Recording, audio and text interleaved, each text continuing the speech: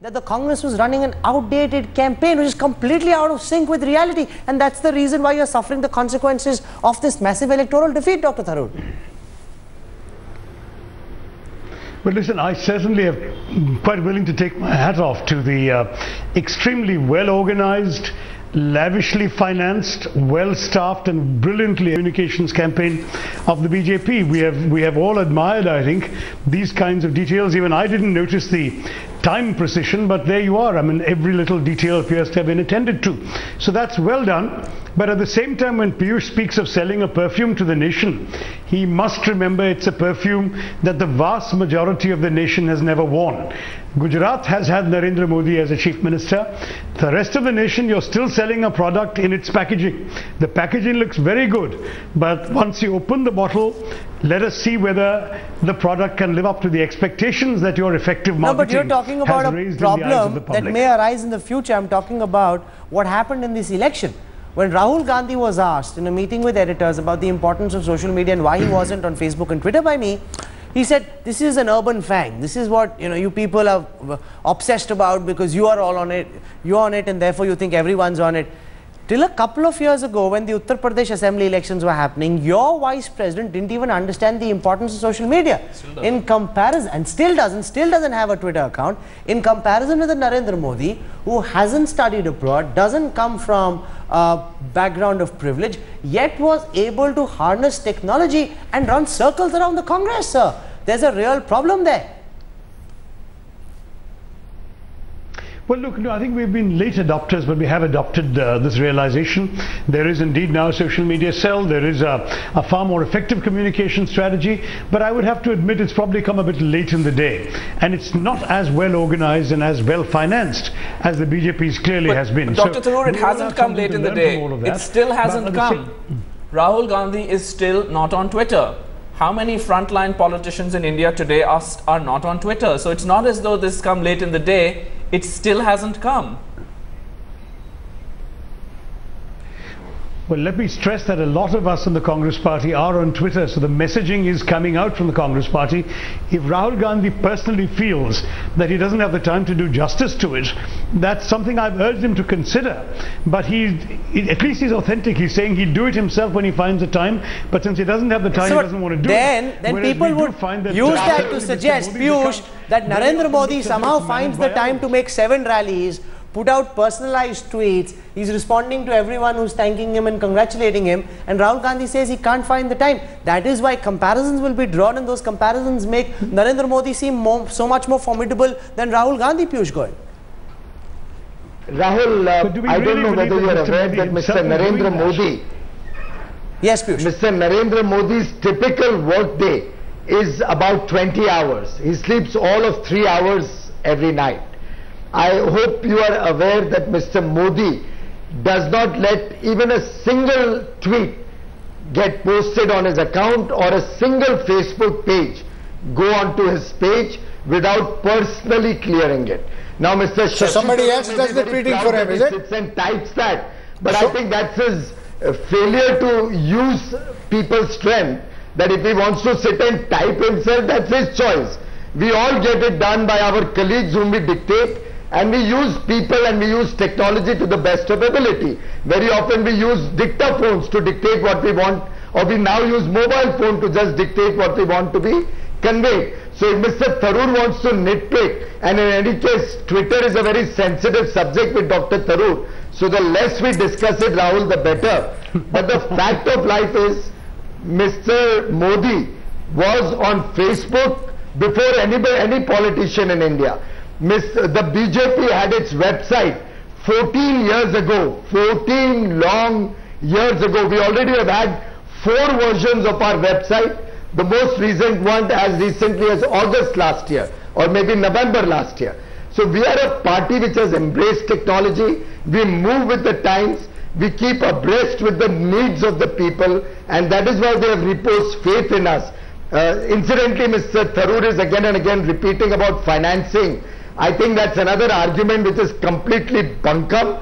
I wish they would study and analyze where the leakages and corruption in their party system is, that they spend double the money the BJP spent and got such a poor campaign. We used every rupee effectively. We negotiated hard. Okay. We put every rupee to best of use, and we were honest in our campaign. Dr. Tharoor, when you say that Rahul Gandhi tells you in private conversation that he hasn't found the time to be on Twitter, people will ask whether he's utilizing his time well enough. Now, it might seem like a personal detail, but the reality is that Narendra Modi hasn't taken a day off since the time this campaign begins. In fact, he says he never takes a day off. I don't know whether that's completely true, but as Piyush Goyal says, he works 20 hours, he wakes up early in the morning, campaigns through the country, is up on his feet again in the morning. In fact, this morning, everyone, after having watched TV or been on TV, was tired. Sadanand was tired, Javed was tired.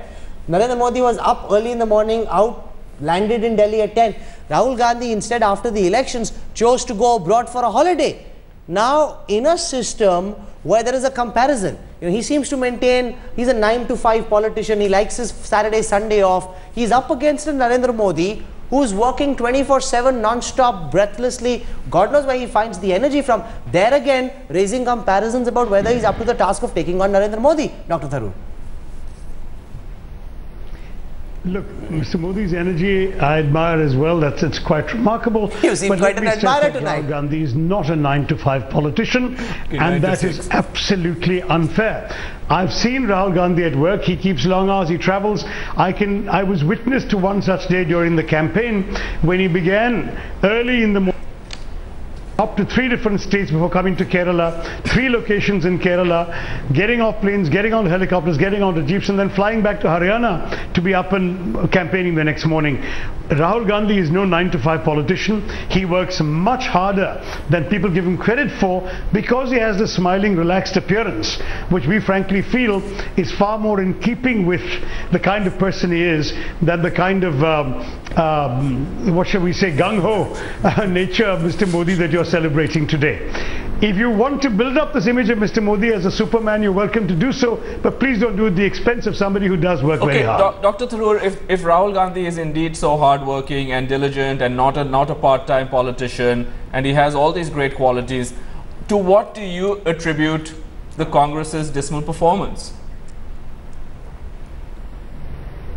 No, there were lots of factors, Sadanand, and I think that the party will certainly be spending several weeks now analyzing them in some detail. To rattle off a few, there was definitely an element of anti-incumbency. After 10 years, a lot of people just wanted to see a different set of faces running the country. There were, and this is, by the way, you, Sadanand, you live in Washington. In the US Congress, the re-election rate is 96%. In the Indian House of Lok Sabha, the re-election rate is 26%. So anti-incumbency is a genuine statistically provable factor. Second, there was the corruption business, which stuck to our party, even though, as we have repeatedly argued, we have no monopoly on corruption. The other parties, sadly, are just as tainted by this vile phenomenon in our society, which is endemic in our society. And at the same time, when charges have been raised, the Congress party and the UPA government have taken swift and immediate action, even before some of these charges have been substantiated. So that is something more than we've seen in Gujarat, where Mr. Modi's cabinet has 3 ministers who have been convicted of corruption charges, but are still serving as ministers pending appeal. Third, there has been the price rise phenomenon. We can say helplessly that fuel prices are mainly to blame. It's gone from $30 to $100 a barrel. It's gone from 40 rupees a dollar to 60 rupees a dollar, and we cannot absorb that kind of difference, and therefore some of that has been passed on to the ordinary consumer. But that price, the fuel price rise and the concomitant food price rise, have certainly also hurt us. And then there are accusations of, in some cases, frustrations with governance. Some of the policies of our environmental ministry have been cited, a sense that there was not enough decisions being made because there were too many vested interests blocking them. All of what you're saying, Dr. Tharoor, may be true, but so it ignores a very basic point which we've picked up when we travelled on the Election Express all through the country. And I want to cite what happened at a university in Tirupati. And I'm saying Tirupati because that's not Bangalore, Hyderabad, Delhi, Chennai, Kolkata. And this young girl who was in college in that university said that I work really hard to get where I get. And I would never make an intern a CEO. I would not as an intern get to be CEO. So how can I make a novice India's Prime Minister? Is the Congress missing, and I want Piyush Goyal's thoughts on that, is the Congress missing the fact that India is becoming more and more merit conscious, and just being born into a privileged family doesn't qualify someone to be India's Prime Minister? Piyush Goyal. Rahul, I think it's now high time the Congress decided to move beyond falsehoods on Gujarat. What Dr. Tharoor said about the 3 ministers is of course completely erroneous and false, but that has been the Congress strategy all these days. I think we need to now move on to the next level. As regards Mr. Modi's own style of functioning, some of which he tried to criticize, I think Mr. Modi is a person who believes in delegating and allowing people to work, but he keeps an iron hand in terms of honesty. The Congress and the failures of the Congress that he listed out are quite, in fact, he has analyzed their problem quite well. So really they don't need weeks of introspection. They know exactly where they went wrong. So I think it's time that they realized that it will be far better if within the Congress also we saw a little larger span of leadership. We saw a little more merit-based leadership than dynasty or surname-based leadership. And in the BJP, while there is no bar on any individual coming into politics just because his parents were or were not in politics, we all have to fight for space based on our merits, which is why a chaiwala becomes the Prime Minister, which is why a farmer becomes the party president. Now, that is something missing in almost all political parties except the left and the Bharatiya Janata Party. The BJP was down to 2 seats, but we had a galaxy of leaders who picked the party and took it to the top. Unfortunately, this time around, the Congress found itself as with one campaigner. When that campaigner failed, and while he says he campaigned extensively, I would love the nation to know how many campaign speeches and rallies did he address, or where the length and breadth of India did he go to. Mr. Modi has taken out all the statistics. No, I have some very simple data. We did an analysis of all the rallies that Rahul Gandhi addressed. The strike rate of the Congress on those seats where Rahul Gandhi did his rallies was 11%. In the seats where Narendra Modi did rallies, the BJP strike rate was 78%. Now, if your star campaigner can turn only 11% of the seats where he does rallies, Dr. Tharoor, into victories for the Congress party, next time there may be some Congress candidates who say, is there any advantage in Rahul Gandhi coming, because we have to take time out of our campaign, try and put the rally together. Whether he comes or doesn't come seems to make no difference. In fact, only 11% of those people won, in comparison with 78% on the other side, when people are desperate for Modi to come and campaign for them. Is that worse than the general strike rate of Congress? No, but there's genuinely no correlation between attendance at a rally and voting for the person whose rally you've attended. So there's a famous example of Mrs. Gandhi, Indira Gandhi Senior, getting into the Guinness Book of World Records for the largest assembly of human people at a political event in history, the 1967 rally she addressed in Madurai. So you're taking it to a different level. I'm not talking about attendance at a rally. So I'm talking about the psychological factor which politicians always refer to, about the number of rallies a particular leader addressed and how many of those rallies was he able to convert into victories for his party. In that, Rahul Gandhi's strike rate is only 11% in comparison with Modi's 78%, raising questions about his efficacy as a campaigner. But you see, but Rahul, when you look at an election where we've done so badly, sure, obviously any campaigner's strike rate is bound to be low, because we haven't even won 11% of the constituencies in the country, the 543. So if you were to be objective, this is perhaps the wrong election to compare these two sets of figures. Mr. Modi won big, the BJP won big, and so in fact I'm surprised it was only 78%. I wonder where he went that he didn't manage to win. The fact still is that these are not the bases for seeing the difference. We concede the fact we've lost this election. You're asking us, is it Rahul Gandhi's fault? I say no. I say there are a lot of factors. I've enumerated many of them, and Piyush himself accepted that some of these factors are the correct ones. There may be more. There are also local factors we haven't talked about in Andhra Pradesh, for example, where a decision taken by the government in the interests, the long-term interests of the Telugu people and the Indian nation had short-term political negative consequences for us. That too we paid a price for. So there are various factors. When a government after 10 years loses, there'll never be just one simple reason or one person being responsible. That's a fair point, that you can't blame Rahul Gandhi for all that happened over the last 10 years when he wasn't even in governance. Rahul Gandhi. Yes, Piyush Goyal, quickly. May I make two comments, Rahul? Yes, sir. One, of course, that 11% strike rate, I would like to know how many rallies he addressed. I suspect it will not even be in 3 digits. No, 106. Whereas Mr. Modi addressed over 250. 106 rallies. Those were the ones that our research team was tracking. Modi addressed about I take that back, but he addressed over 250 rallies. Second, I think what Shashi is missing is a very important point is missing is that Mr. Rahul Gandhi may not have been in government, but he was clearly the head of the party. His mother is the Congress president. And now with Sanjay Baru and Arun Maira's books, we know exactly where the power center was. We know exactly what the position of the Prime Minister and his Council of Ministers, where Shashi also is a member, was. We know how an ordinance passed by the core committee and the cabinet could be so easily by a young man torn and thrown into the sea in public eye, in front of the press, for the world to see what is the value of the Prime Minister's seat and position. In this situation, you also had the Congress trying to fix Mr. Modi through false cases.